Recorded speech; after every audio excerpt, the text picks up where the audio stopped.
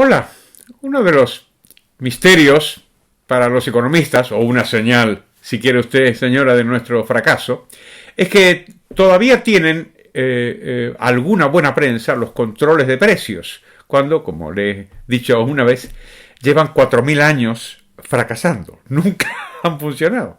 Pero se siguen practicando. Quizá porque sí era una especie de apelación al sentido común, ¿no? Uno dice, bueno, los precios de lo que sea están subiendo, pues ¿por qué no impedimos que suban? ¿Por qué no prohibimos esa subida, ¿no?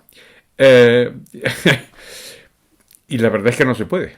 Uno no puede subir los precios. Leí un artículo de Catherine Ruth Pakaluk, que es profesora de la Universidad Católica en Estados Unidos, con una imagen bien ilustrativa. Dice, los precios son como las noticias. Están contándonos algo. No son ese algo. Nos cuentan alguna información. Pero claro, si lo que nos cuentan las noticias es algo que no nos gusta, claro, cambiar el texto de las portadas, pues no sirve de mucho, ¿no? Entonces, claro, cuando un gobernante, se ha aplicado esto en todas partes, desde nosotros en España, Orbán en otros países de Europa, por supuesto en mi Argentina natal, los Kirchner están desatados con esta bobada del control de precios. Pero yo creo que una de las razones por las cuales se hace es porque el gobernante queda bien. El gobernante está sensibilizado, ¿no? Como Ada Colau en Barcelona. Dice, no, está subiendo mucho el precio de los alquileres. Pongamos un control. Vamos a controlar el precio de los alquileres. O vamos a obligar a la gente, a los promotores, a que tengan que dejar un porcentaje para vivienda social. En fin, intervengamos en el mercado. Eso se parece, como decía esta profesora, bastante a cambiar el texto de la noticia. Pero no cambia la propia realidad. De hecho, los controles de precios no logran que los bienes necesarios sean más accesibles. Lo que normalmente logran es lo contrario. Lo vimos, por no hablar de la izquierda antiliberal, en la España de Franco, ¿no? La España de Franco, con los controles de alquileres y los pisos de renta antigua, lo que hizo fue cargarse el mercado del alquiler. ¿Por qué? Y porque la gente no asignaba sus recursos a invertir en un negocio, que es el negocio de construir o preparar viviendas para alquiler, si no son rentables porque el gobierno viene y te controla los precios. Es que simplemente no se puede hacer. Y por cierto, esto también pasó en otros países, por supuesto en la Venezuela de Chávez, pero también en Estados Unidos. Es que en Estados Unidos Richard Nixon, ese gobernante al que el señor confunda, entre las cosas malas que hizo fue intentar controlar el precio de la gasolina, porque estaba subiendo, y entonces se le ocurrió otra vez la típica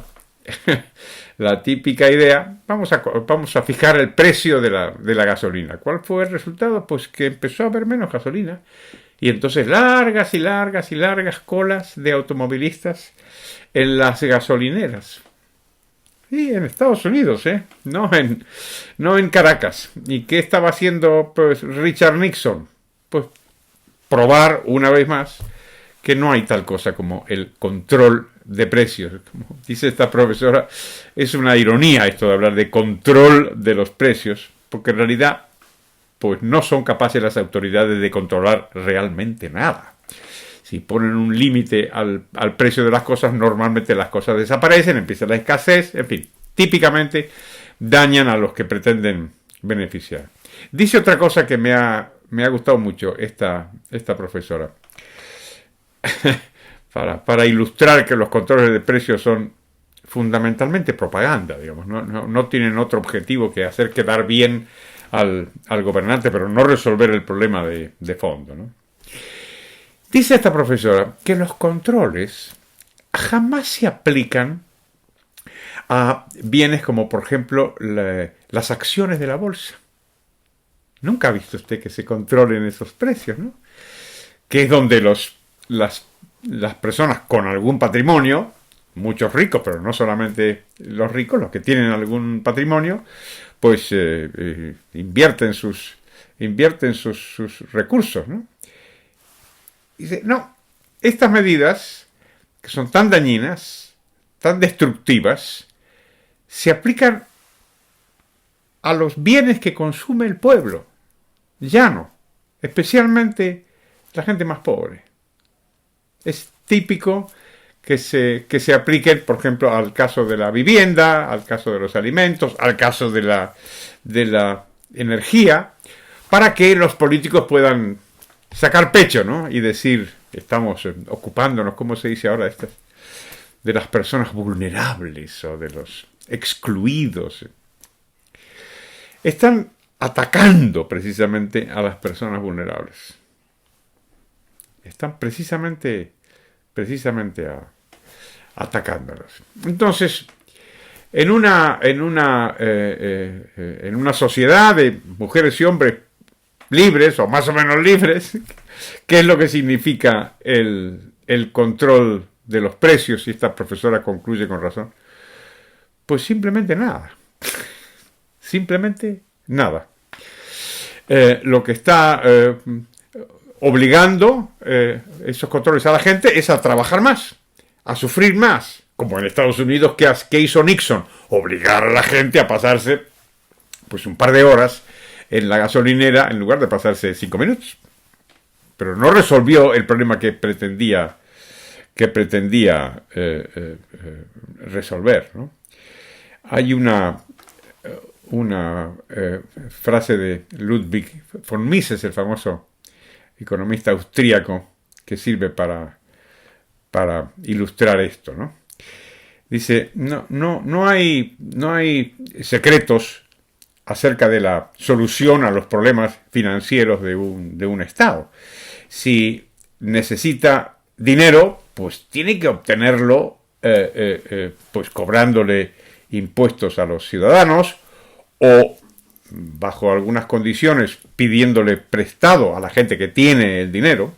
Pero claro, muchos estados, decía Mises, también podemos concluir que la mayoría de los estados piensan que hay otro método para conseguir el dinero que necesitan, que es simplemente emitirlo. Y este es un asunto que nos lleva a la realidad que tenemos ahora y que está detrás de estas absurdas iniciativas de tantos gobernantes de tantos países que dicen si los precios suben, entonces les ponemos un límite, ¿no? Y es procurar entender cuál es la razón de fondo por la cual los precios suben, el fenómeno de la inflación. Cuando digo los precios me refiero al conjunto de los precios, porque siempre puede haber en algún momento coyuntural, en algún mercado específico, pues algún desajuste de oferta y demanda. Digamos, si hay una guerra en Ucrania, se interrumpe el suministro de petróleo, de gas, pues puede haber una tensión ahí en el mercado. Pero la inflación no es eso, la inflación no es que suba el precio del petróleo, la inflación es que suba el precio de todo. O que se devalúe, que se deprecie el valor de la moneda. Esto solamente se produce en última instancia cuando los gobernantes, que son los dueños de la moneda, la emiten en exceso, que es lo que decía von Mises en esta cita que le acabo de leer. Sin embargo, de eso se habla relativamente poco. Y ahora cuando hay inflación, vemos como siempre estos titulares que me encantan, hablando de los precios y del control de los precios. Y decir, los bancos centrales van a subir los tipos de interés para luchar contra la inflación. Mire, señora, no luchan contra la inflación, luchan contra su inflación, la que ellos mismos han provocado. Bueno, pues le agradezco mucho, como siempre.